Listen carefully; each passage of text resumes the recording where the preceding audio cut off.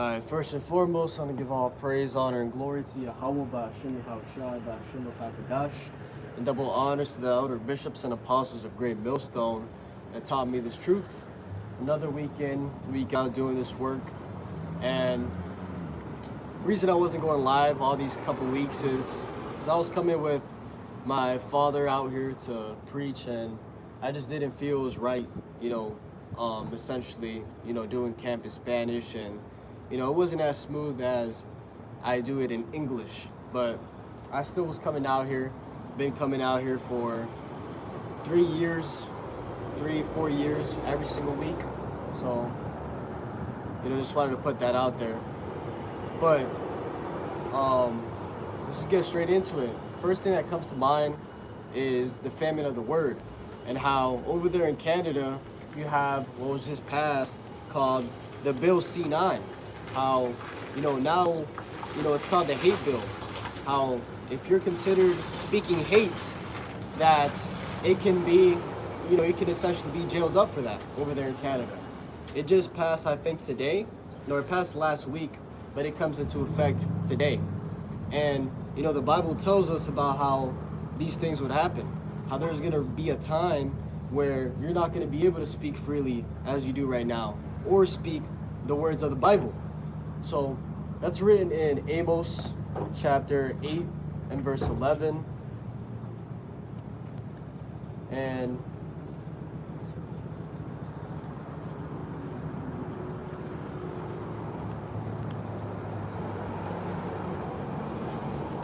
Amos chapter 8 and verse 11. I might have to go off the actual book today just because I don't have an extra phone with me right now or anymore to essentially use for the scriptures. Lord willing, the Heavenly Father, blesses me with that. Give me a second. Joel. And, this just makes me,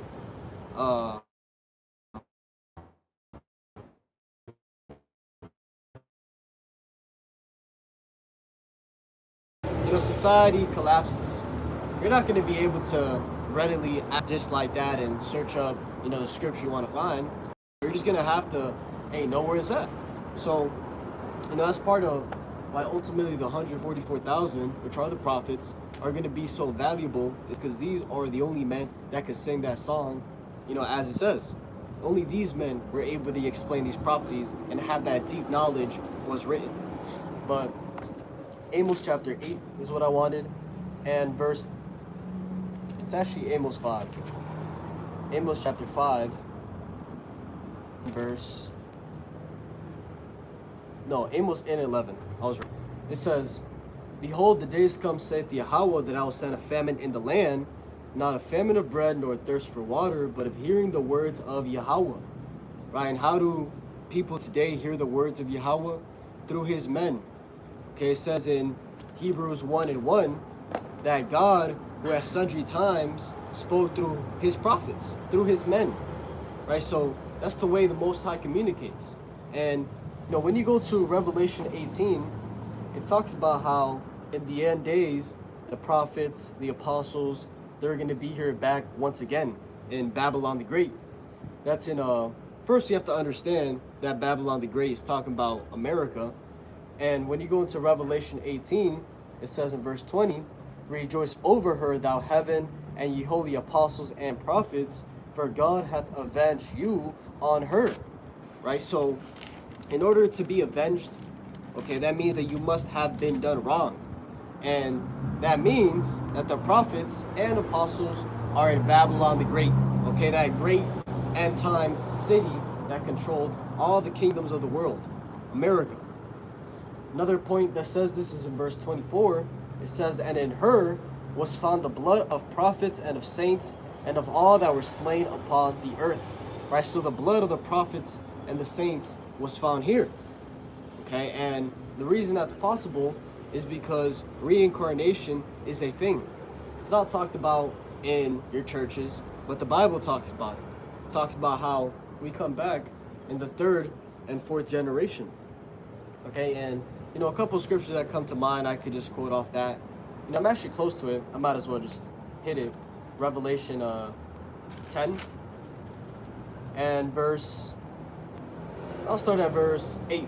So this is the angel essentially speaking to John the Revelator in the island of Patmos, and according to history, that's where John died.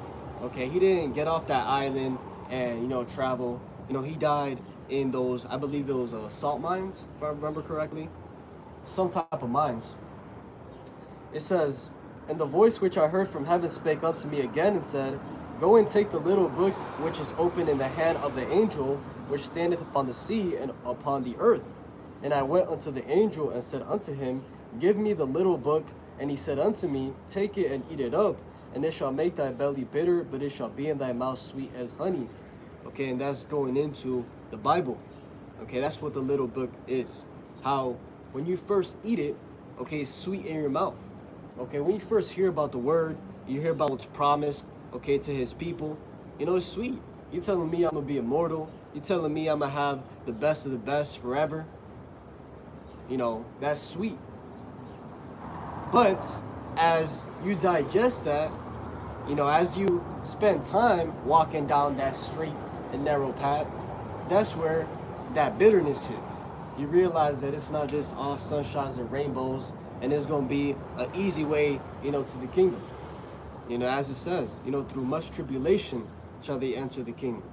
So, Second Esdras also talks about it's going to be as, a path that on one side is dangerous water, and on the other side, fire. And that only one man can cross there at a time. Which, Lord willing, I can hit that scripture in a bit. But the point is that it gets bitter, okay?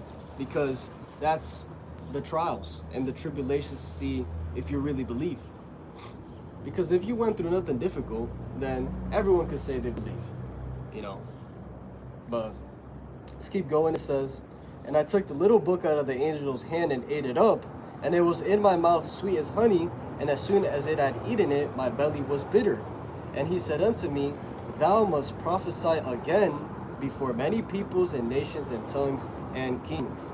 And that's the point, is how, this angel told John that he had to prophesy again before many nations and peoples and tongues and kings, which when you look at the history, that never happened on that island, right? So the only logical answer is that he came back and is doing it again over here. Someone somewhere is John, and someone somewhere is Daniel, and someone somewhere is Isaiah and Ezekiel and Zechariah. Okay, so that's just one scripture to touch that. But Amos chapter 8 and verse 11 I was at, it says, "Behold, the days come, saith Yahweh, that I will send a famine in the land, not a famine of bread, nor a thirst for water, but of hearing the words of Yahweh. And they shall wander from sea to sea, and from the north even to the east. They shall run to and fro to seek the word of Yahweh, and shall not find it. In that day shall the fair virgins and young men faint for thirst," right? Because they're going to be thirsting for that word, right? Those living waters that Yahweh Shai spoke about. Okay, and this is slowly but surely coming. And it's starting with over there in Canada, right? If you search up Bill C9, it's called the New Hate Bill or Hate Crime Bill, something along those lines. And you go into the fine print and the details, it talks about that if anyone has a hateful ideology, that can be punished, that those people can't say that anymore. So, what is the Bible all about? The Bible has hate the same way it has love, and that's something that is a hard pill for people to swallow, is that the Most High is not all love. The Most High is not all just good. He also does evil. He also hates. What does it say in Malachi? Jacob have I loved, but Esau have I hated. Also says that in the Romans 9, to reiterate. So Old and New Testament is that point, how the Most High also hates. Okay, so it's starting with Canada, okay, and eventually it's going to trickle down to America, and it's going to trickle down worldwide, and that is ultimately it's going to be part of the new system, which is that digital technocracy. Okay, technocracy means a government that is controlled or ruled by technology. And that's what these elites want. Right? That's the whole thing with the chip, the RFID microchip, which is the mark of the beast. That's what it's all about, is 100% control. So, look, when you think about it, really, there's a reason why. Let's read that. Revelation 2. There's a reason why this word is going to get silenced. Because the elect, the people that actually believe, are the biggest problems for the people up top. Because it says in Matthew, I believe, that if it were possible, they shall deceive the very elect. But it's not possible. So, they're going to say, nah, we're not going to do that. We're going to have faith, and that's what it is. And there is no controlling those people. And that's their biggest danger. So this is why it says in Revelation chapter 2 and verse 10, it says, fear none of those things which thou shalt suffer. Behold, the devil shall cast some of you into prison, that ye may be tried. And ye shall have tribulation 10 days. Be thou faithful unto death, and I will give thee a crown of life. Right? So there's going to be a point in time where the devil, and this is not talking about the spiritual demon Satan, with red horns and red skin. That's not what it's talking about. When you go into that word Satan in the Greek, it goes into the Greek word Satanas, which means an adversary, okay? Someone that is adverse to the ways of the Most High. And it's really talking about the people that, control the system, these Edomites. So it says, fear none of those things which thou shalt suffer. Behold, the devil shall cast some of you into prison, that ye may be tried. You shall have tribulation 10 days. Be thou faithful unto death, and I will give thee a crown of life. Right? And that's eventually what's going to happen, is how your so-called free speech is no longer going to be free. You're not going to be able to say that you believe in the Bible, that you believe in whatever you believe in. Everything is going to get more and more silenced. And that's part of, as it says, the persecution and being locked up. So, going back to what I was saying, how the elect are, I want the specific word, the elect are the biggest targets. That's what I want to say. Okay, because you can't control the elect. Another scripture that comes to mind, Isaiah 10, right? Because the big trial is going to be the chip. Once they bring that digital system, and let's actually read that, just because I'm already on that point. The digital system, which we already see how, that's being introduced. It's always going to be by the form of gradualism, so bringing things in slowly.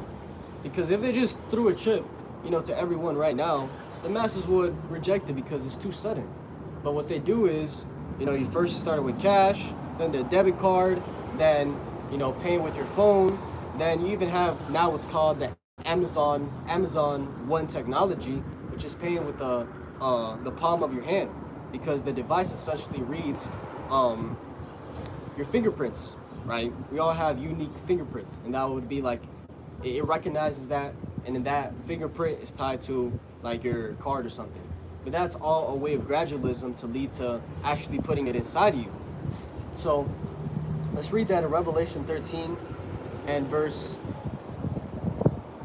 I'll start at verse 14. And this is going into the beast, which is dealing with the beast system. This is talking about the beast system, right? Going into,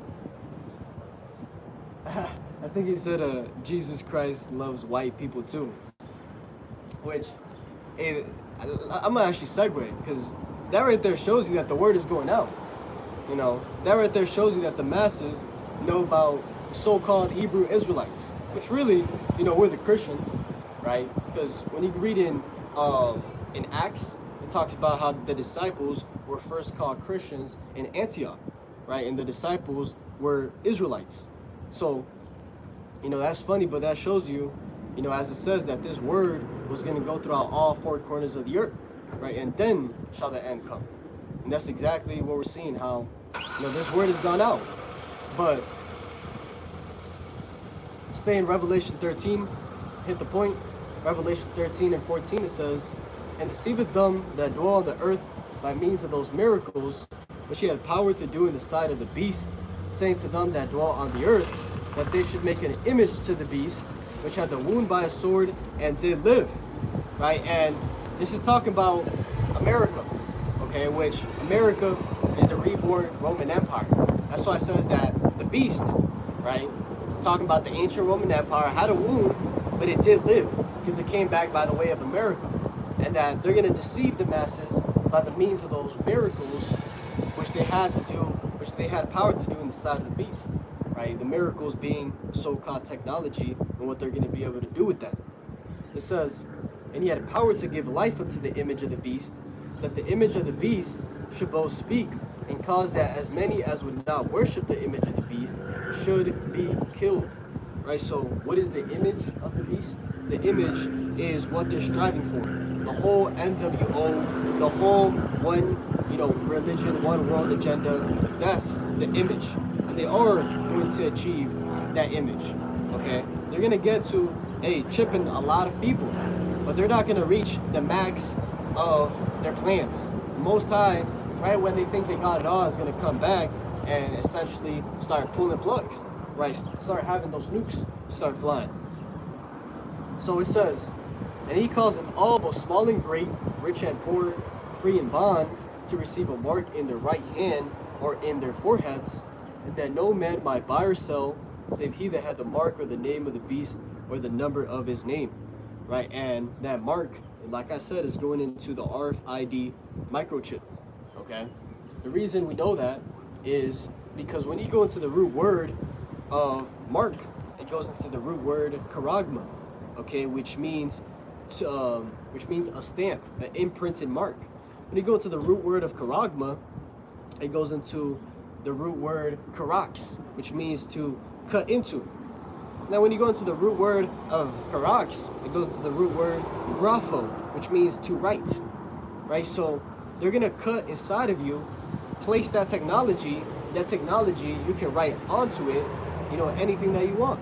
And that is the RFID microchip. Also, when you look at the times we're living, it also makes sense. The buying and selling, everything going more digital. That's the only thing that fits the bill.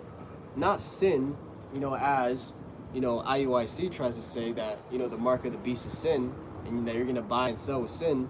That makes, no sense at all. So it says, and that no man might buy or sell save he that had the mark or the name of the beast or the number of his name. Right? So there's gonna be a time where you're not gonna be able to partake of your regular, activities, society really, if you don't have that mark. And that, like I said, that is the ultimate test. So, what are the elect gonna do in that day? Isaiah 10:20.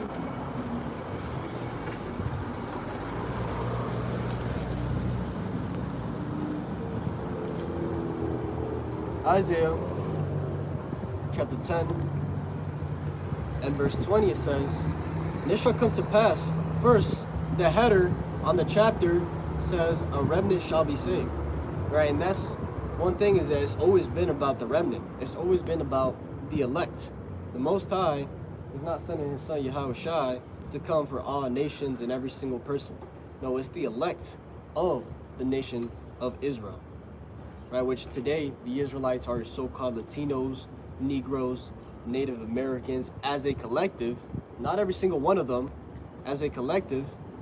And you also have Israelites that are scattered throughout every single nation that look like the other nations, right? So that's, some nuance that a lot of people don't take into account. Like that guy that said, the Most High hates white, the Most High also loves, or Jesus Christ also loves white people. And that's, to dissect that, you have to explain a lot of things. First, that, that God that you believe in does love everyone. But Yahushua, Yahweh, who the Bible is actually talking about, he does not love everyone, all nations. And it specifically says he hates Edomites. That's another thing. There's no such thing as white people, okay? There's only lineages. There's Edomites, there's Moabites, there's Israelites, there's Canaanites. It's all ites. There's like 18 different nations. and we all go back to one of them, right? The whole thing with white and black goes back to Bacon's rebellion. Right? You can search that up. But Isaiah 10 and 20 says, "And it shall come to pass in that day that the remnant of Israel, and such as are escaped of the house of Jacob, shall no more again stay upon him that smote them, but shall stay upon Yahweh, the Holy One of Israel, in truth." Right? So the elect are not going to rely upon the beast system, right? Those that have destroyed us when this happens. They're going to rely upon Yahweh Ba'ashem Yahushua. It says, "The remnant shall return, even the remnant of Jacob, unto the mighty power. For though thy people Israel be as the sand of the sea, yet a remnant of them shall return, as consumption decree shall overflow with righteousness." Right? So at the end of the day, it's all about the remnant, right? And the remnant are going to rely upon Yahweh Ba'ashem Yahushua for everything. Let's touch on 2 Ezra 16 to hit that point.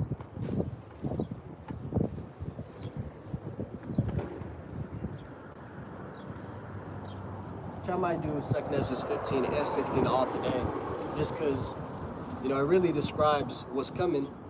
But another scripture that was in mind, let me go back to it. Romans 11 is in my mind, so we'll go to that. Also talks about the elect.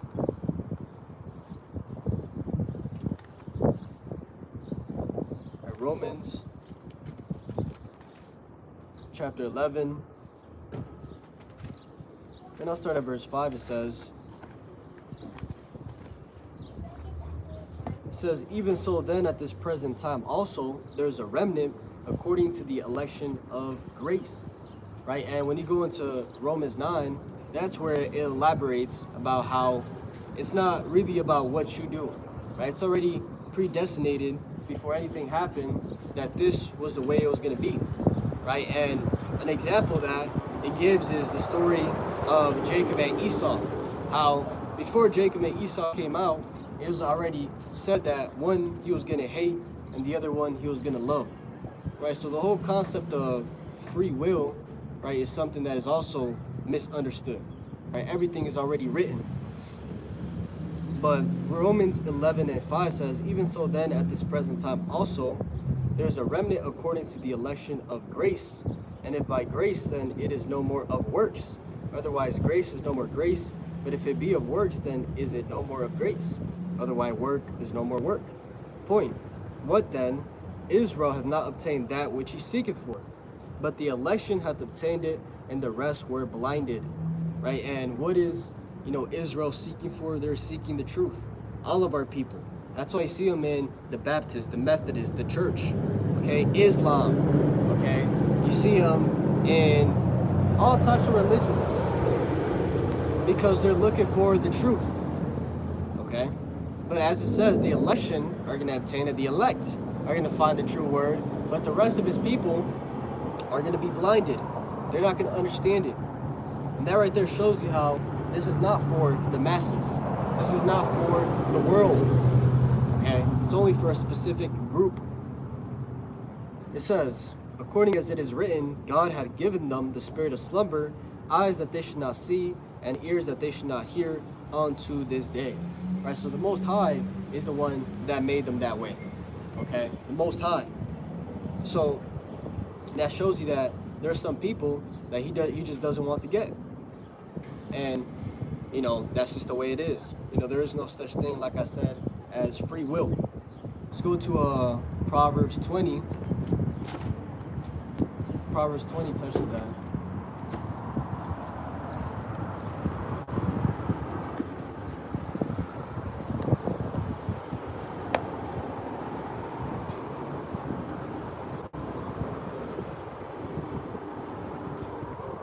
Proverbs 20 and 1.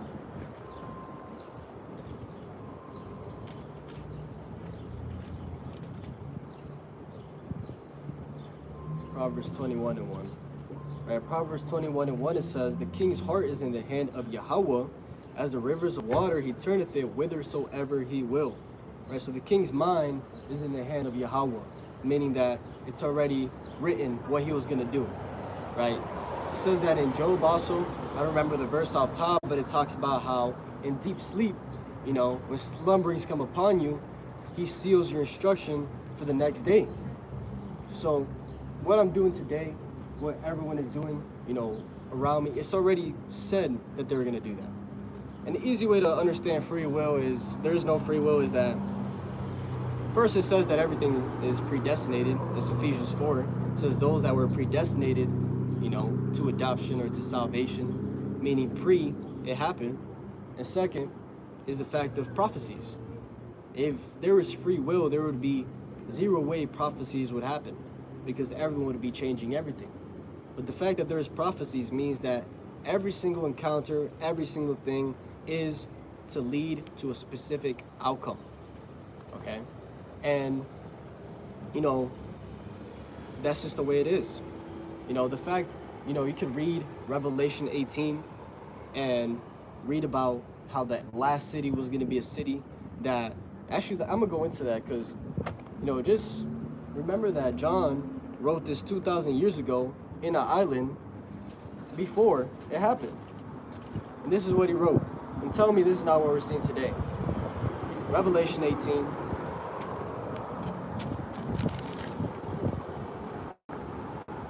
Revelation 18 and verse 1. It says, "And after these things I saw another angel come down from heaven, having great power, and the earth was lightened with his glory. And he cried mightily with a strong voice, saying, Babylon the great is fallen, and has become the habitation of devils, and the hold of every foul spirit, and a cage of every unclean and hateful bird." Right, and that's going into this place. How here anything flies, essentially. When you look at the mainstream narrative that is being pushed, it's LGBTQ, it's believe in whatever you want to believe in, right? And that's only going to get worse. Okay, more people are going to believe that, more and more and more, right? So that is what this country stands for, is that is what the masses push. And I had this woman maybe like a month ago come out here and try to tell me that, nah, it's not that way because there's certain groups that don't believe in that, which, yeah, that's true, but it's still about what is the mass idea of what's being pushed, which is what it says right here. And it says, "For all nations have drunk of the wine of the wrath of her fornication." Jump down to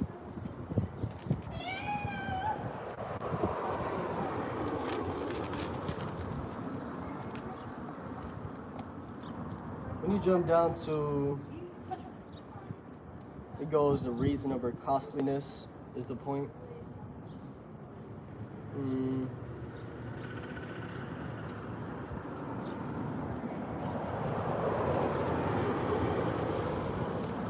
Right, Revelation 18 and verse 17, it says, "For in 1 hour so great riches."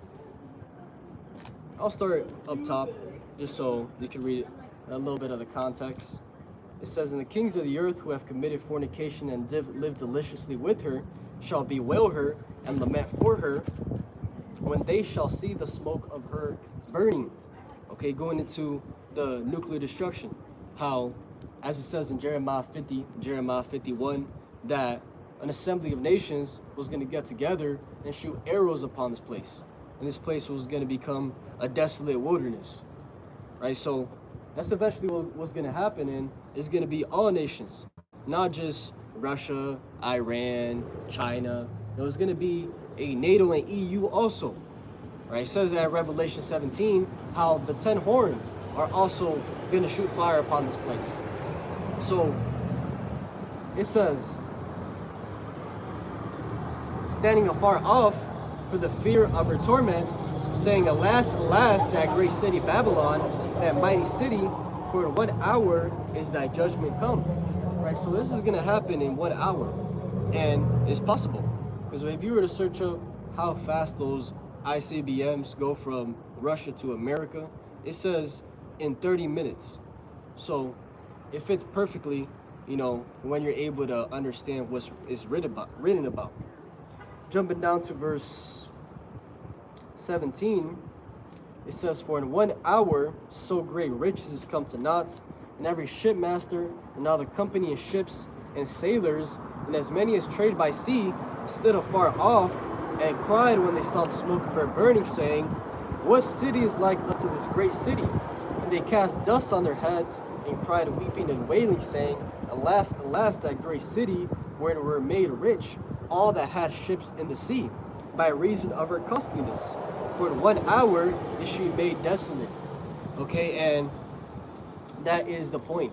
How before we saw how this economy and nations were going to partake of this economy, it was already written that those that had ships, they got rich. Okay, because China is able to make their Nike shoes in some factory, child labor, for like $20 a shoe. And they'll come over here, get on those ships, on those, I think it's called freights, or I forgot exactly what it's called, but those ships that have all those containers, they'll send their shoes over here, and they'll sell it for $120, for $200, and make a giant, return on their investment. So, by reason of her costliness, all those that had ships became rich.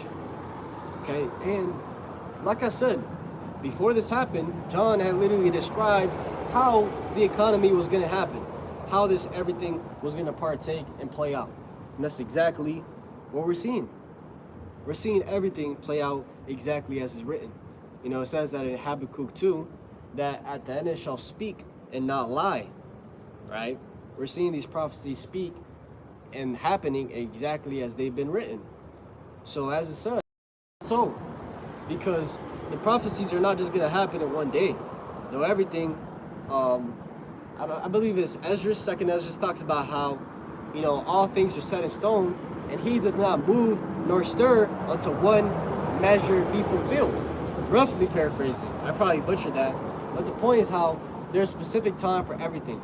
And before, hey, this is how we know it's not time for World War III and for the nukes. Because, let's read it. Before the nukes, the mark of the beast has to be made mandatory worldwide. And that hasn't happened yet. So let's read that in Revelation 14.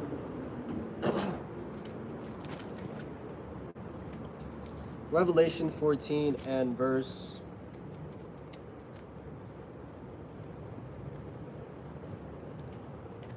Revelation 14 and verse 9, it says, And the third angel followed them, saying with a loud voice, If any man worship the beast and his image, and receive his mark in his forehead or in his hand, the same shall drink of the wine of the wrath of God, which is poured out without mixture into the cup of his indignation.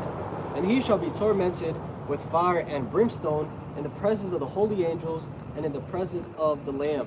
Right? So those that take that chip, are ultimately going to receive of that judgment, thermonuclear judgment, and the judgment of Yahushua and the angels, showing you that people have to take the chip first before he comes back. So that's one way of measuring the times and understanding, what's going to happen. Is we know that, hey, Russia, Iran, USA, that those nukes can't fly until we see the chip. So that's why you see, how the whole thing with the ceasefire, the whole thing with they're dragging it out, is because it's not time yet. And this is why I made a video going into how prophecy is the ultimate filter. Because, majority of people will look at those things and they'll be up and down, emotional, not knowing how to feel, not knowing if it's real. When prophecy clears all that out, we know it's not time yet. So, this is why, it talks about, the scriptures talk about just a focus on the scriptures, because, everything else is just noise. What we're seeing right now in the American news is straight propaganda on every single level, straight propaganda. Here it is, Trump started saying that, no, we're going to finish this war in 1 day, then he said in 2 days, then he said in a week, in 2 weeks, and it's been months now. So it's all propaganda. Let's now go into 2nd Ezra 15 and 16 and start explaining some of that.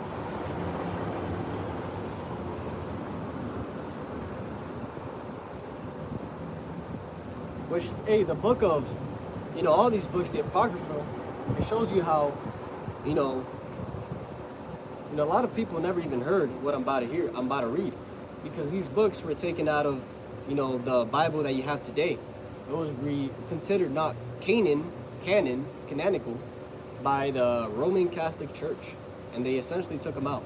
So, but these are, valid. If you were to get a 1611 King James version, you would have these books in there. But I want to start at 2nd Ezra 15. Start at verse 1. It says,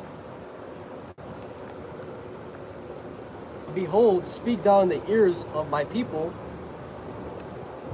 Give me a second.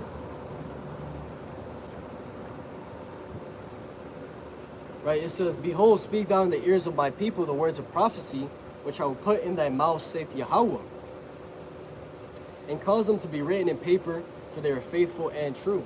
And that's one thing this world is going to realize, is how slowly but surely, hey, the Bible is real, that these men are the prophets.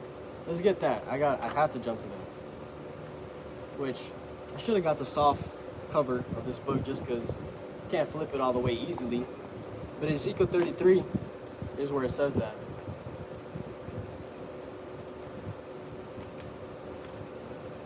Ezekiel 33 and verse 30. It says, God's judgment on the mockers. It says also, "Thou son of man, the children of thy people still are talking against thee by the walls and in the doors of the houses, and speak one to another, every one to his brother, saying, Come, I pray you, and hear what is the word that cometh forth from Yahweh." Right? So that also adds to the point I made earlier, how the Most High speaks through his men. Right? They're saying, let's hear the word of Yahweh through these men. It says, "And they come unto thee as the people cometh, and they sit before thee as my people, and they hear thy words, but they will not do them. For with their mouth they show much love, but their heart goeth after their covetousness." Right? So they hear what we have to say. It sounds good, right? The kingdom, the blessings, the rulership, judgment, justice. But when it comes to actually applying, their heart goes after the song of one that hath a pleasant voice. I think my stream just went out. As it says, "And lo, thou art unto them as a very lovely song of one that hath a pleasant voice, and can play well on an instrument.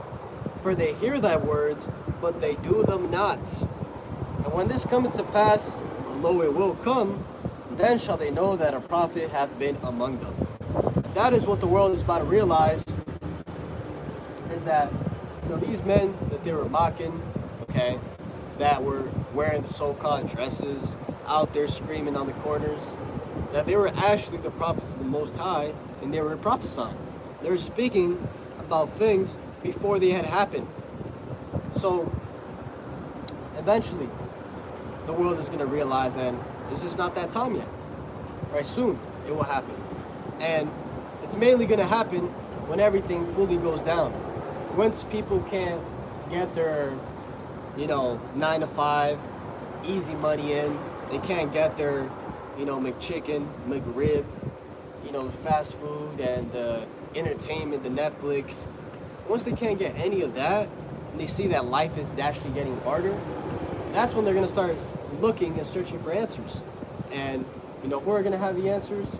The men of Yahweh Ba'ashem Yahushua. So, 2nd Ezra 15:1, it says, "Behold, speak thou in the ears of my people the words of prophecy which I will put in thy mouth, saith Yahweh, and cause them to be written in paper, for they are faithful and true. Fear not the imaginations against thee, let not the incredulity of them trouble thee that speak against thee. For all the unfaithful shall die in their unfaithfulness." Right? So don't let the unbelief of other people trouble you. Make you, tremble. Because there are some people that they're simply just not supposed to believe. And that's why Yahweh Shai spoke about, after 1 or 2 admonitions, reject, cast the dust off your feet and keep moving, keep it pushing. He also said, cast not your pearls before swine, lest they trample all over them. So, meaning that after a certain point, you realize this person can't get it. Let me not keep throwing those pearls. That understanding, that wisdom, because they're just gonna misuse it. They're not gonna actually take it for what it is. So that shows right there, not everyone can get it, and it's only for the elect. So it says, "Behold, saith Yahweh, I will bring plagues upon the world, the sword, famine, death, and destruction. For wickedness hath exceedingly polluted the whole earth, and their hurtful works are fulfilled." Right? So the reason why is because wickedness has been spread. And one of the reasons why wickedness is being spread is because the main kingdom of this entire world is spreading wickedness. Okay, the Edomites are in power and they're spreading their philosophy. That's why we see it. That's why when you read Jeremiah 50 or 51, it talks about how Babylon have been a golden cup in the Lord's hand that has made all the nations drunk. It says the nations have drunken of her wine, therefore the nations are mad. And what is the wine of Babylon? The wine is the philosophy, okay? The philosophy of America, the nations have taken of it, okay? It's called being Americanized, Westernized, the Western influence. And because if you go to India, you go to China, you see how Taiwan is a perfect example. How at one point Taiwan was, you know, they're the same people as the Chinese. But through that wine, Taiwan now stands with America instead of with their own people. And America's put Taiwan and China against each other. So, you know, that's a perfect example. And the nations are realizing that that's not prosperous. That the way of living that is pushed here is not prosperous for our society. Because all it leads to is degeneracy. Okay? Imagine when these Arabs that believe in Islam, that their social media that the kids are watching from America is telling their boys to be homosexuals. It's telling their daughters to be whores. Imagine how that makes them feel. And when some of their children actually do it, they realize who's the problem. And that's the thing, is that soon the whole world will realize that this place is the problem. And that's why it says that, you know, the nations that have been with thee, you know, have laid a snare under thee. So everyone is going to turn on this place. So we'll jump down to verse 15. 2nd Ezra 15 and verse 15.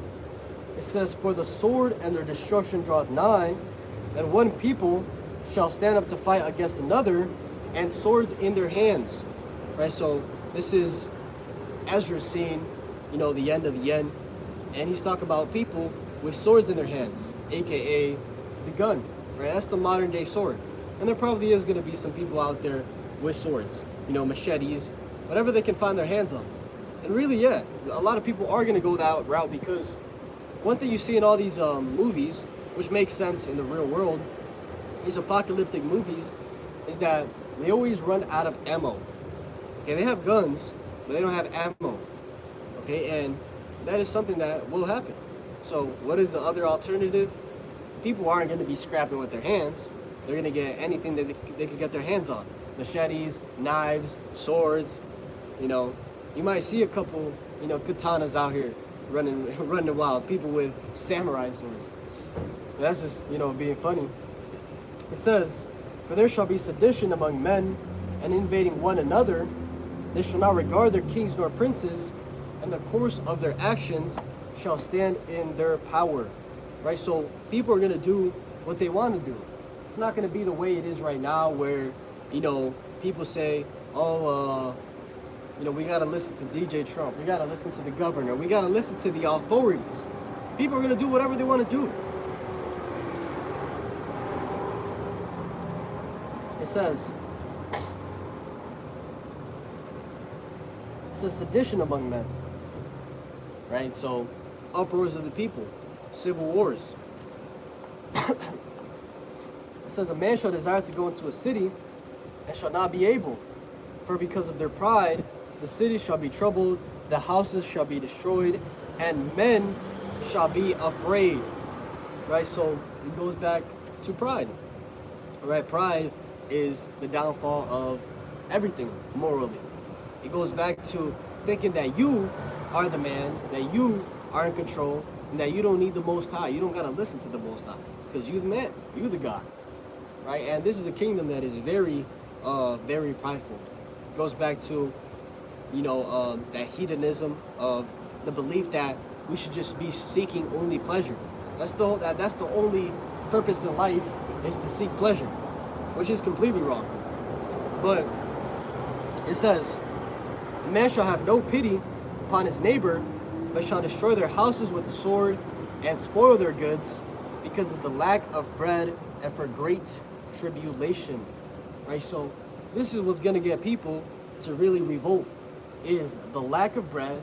Once there's not really a lot of food around, once they can't go to their Walmarts, their Costco's, their Sam's Clubs, their gas stations, their Dollar Generals, and get something to eat quick. Once that is completely out of the equation, that's what we're gonna say, you know what, if I don't got food in my house and I can't go to a store to get food, I'm gonna go in my neighbor's house. I'm gonna see what he has, because that's gonna be their only logical solution, right? You gotta remember that these people are not spiritual. The majority of people are not spiritual, they're carnal. And that is what they're gonna do, is go to the carnal solution, which is not really a solution at all. It's a solution to bring death upon them faster. Because the only solution is spiritual here, right?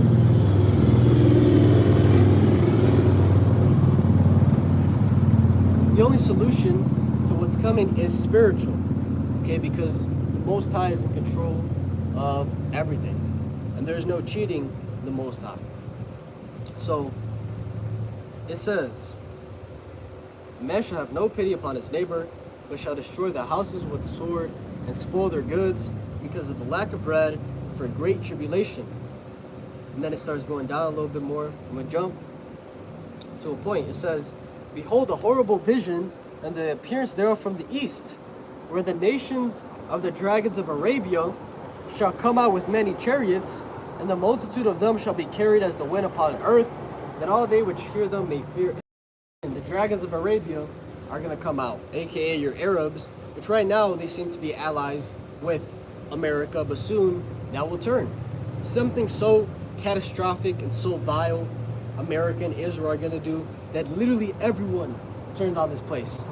And what I think is going to happen is another, what happened in, I think it was Nagasaki, Japan. I might be completely wrong on that, of how they dropped that bomb and just killed, all sorts of people.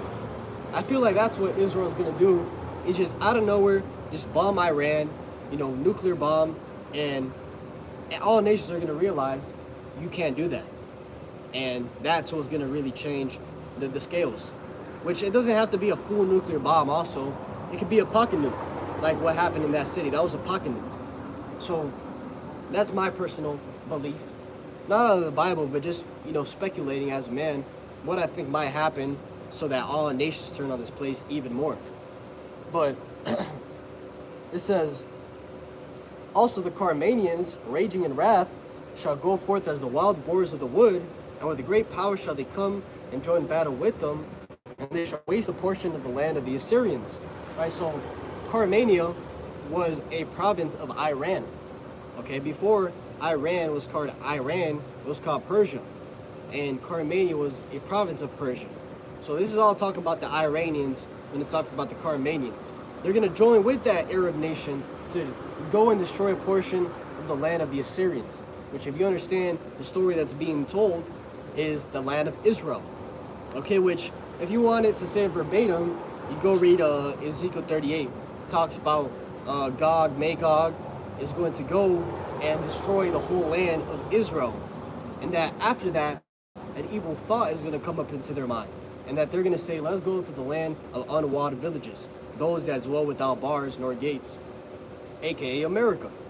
Right? America is the land of unwalled villages. Because you got all these states, aka villages, but there's no actual walls. It's all imaginary, on the map. So that's if you want the more verbatim answer there, but this is all talking about the same thing. So it says, and then shall the dragons have the upper hand, remembering their nature, and if they shall turn themselves, conspire together in great power to persecute them. And when it says that the dragons are going to remember their nature, the reason it says that is because who the so-called Arab people are, right? They go back to Ishmael.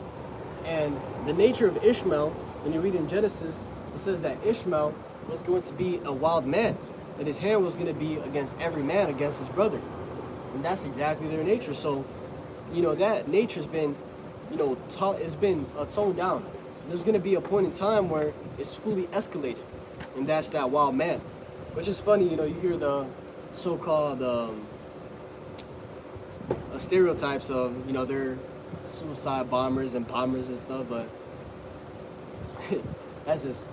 it's the wild man. It's not necessarily true for every single one of them, but they are wild people when it comes to it.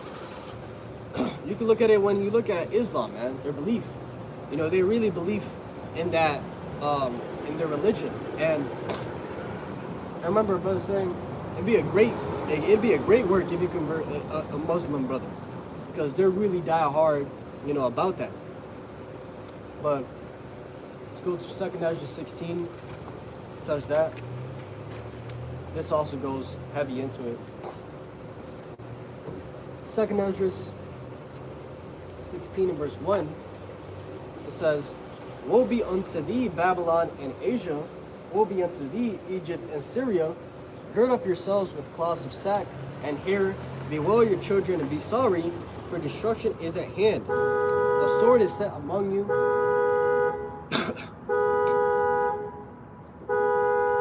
A sword is set upon you, and who may turn it back?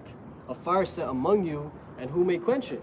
Plagues are set unto you, and what is he that may drive them away?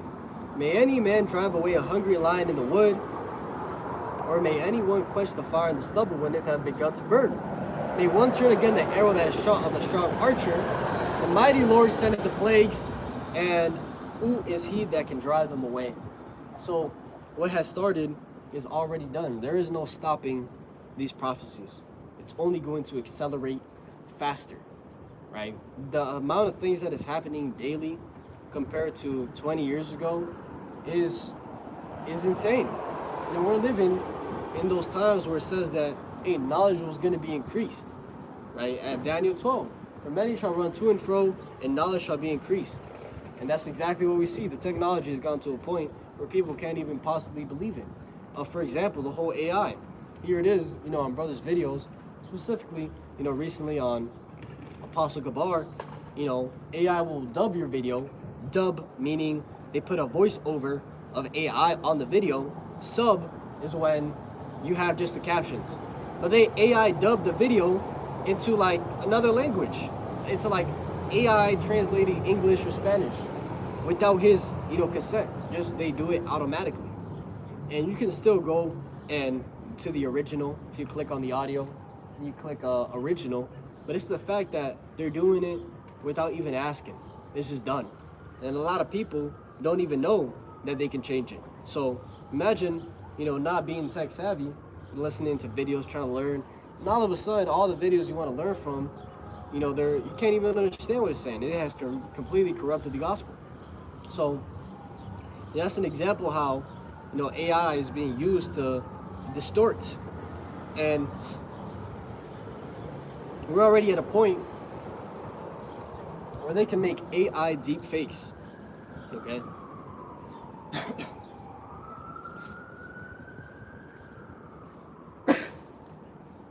Slugging. But we're at a point where they can already make AI deep fakes.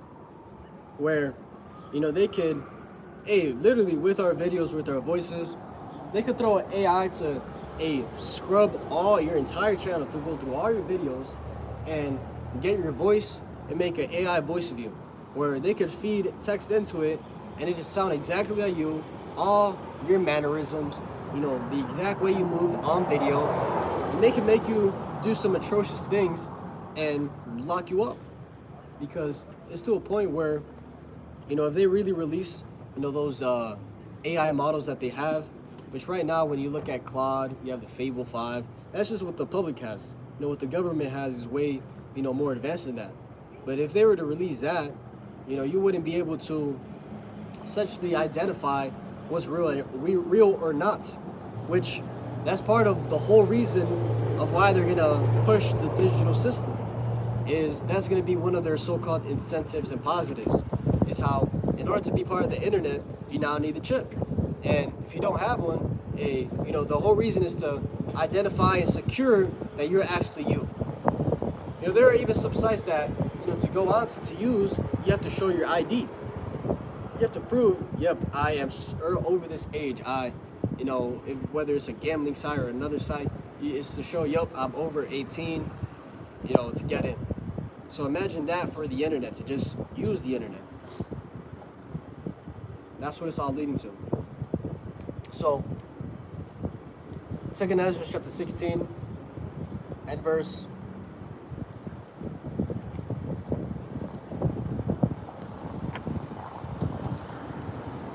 15, it says, the fire is kindled that should not be put out till it consume the foundation of the earth.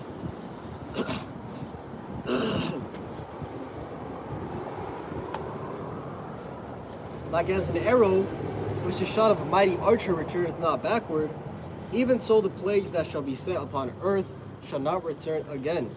Woe is me, who will deliver me in those days? And that right there shows Ezra knew he was going to come back. Ezra knew that he was going to be in these times to go through these things. And the fact that he was saying, woe is me, who's going to help me? Like, hey, what he saw must have been terrible. Okay, because it was just a vision, but he was panicking like it was a real life, what he was seeing. So, it says, the beginning of sorrows and great mournings, the beginning of famine and great death, the beginning of wars, and the power shall stand in fear. The beginning of evils, what shall I do when these evils shall come? Behold, famine and plague, tribulation and anguish are scant as scourges for amendment. But for all these things, they shall not turn from their wickedness, nor be always mindful of the scourges. Right, so we have these judgments happening so that you wicked Israelites will get right. But you're still not going to get right. You're still going to keep doing what you do, regardless of if you get earthquake. Like what happened in Venezuela. They were doing some type of ritual to bring an earthquake, and an earthquake happened. And look at all the people, that took out. But for all these things, they're not going to make amendment. It says, behold, victuals shall be so good cheap upon earth that they shall think themselves to be in good case. And even then shall evils grow upon earth, sword, famine, and great confusion. Right? So victuals goes into, your daily necessities, which we see that right now. If you want to go get some food, you could go get a burger for $1. You could go get whatever you want, cheap, frozen. It might not be the best, for your health, but you won't necessarily die. You could survive the whole month on just $50. If you go get canned foods, frozen stuff, you'll survive. But eventually, it's only going to get worse. Right? So victuals shall be so good cheap upon the earth that many shall think themselves to be in good case. Right? So people think that life is good right now. We can go to our 9 to 5, we can get some money, turn it up, not realizing that this ain't life. This is wickedness, man. You think this is life, man? This ain't it. In the kingdom, you nations are going to see what life really is. Straight peace and righteousness and everything you do. It says, for many of them that dwell upon earth shall perish of famine, and the other that escape the hunger shall the sword destroy. Right? So many of them, many people, majority of people are going to die because there's not enough food. Just think about that, man, how bad it's going to be. It's not just people in America, worldwide, there's going to be a lack of food. And if you don't die from famine, the sword is going to get you. Somebody else is going to chop you down. So, Tawadi Yahweh Bashim Yahushai, Bashim Kakadash, Barakata Yahweh Bashim Yahushai, Bashim Kakadash, Kahalal Yahweh Bashim Yahushai, Bashim Kakadash, for this knowledge, for this truth, for putting the Spirit upon me and brothers and believers out there. Because, hey, this is the only way, man. This is the only hope to be secure in that day. And it says that, you know, Zephaniah 2, Zephaniah 1, Zephaniah 1, I believe, how their silver and gold shall not deliver them in the day of Yahweh.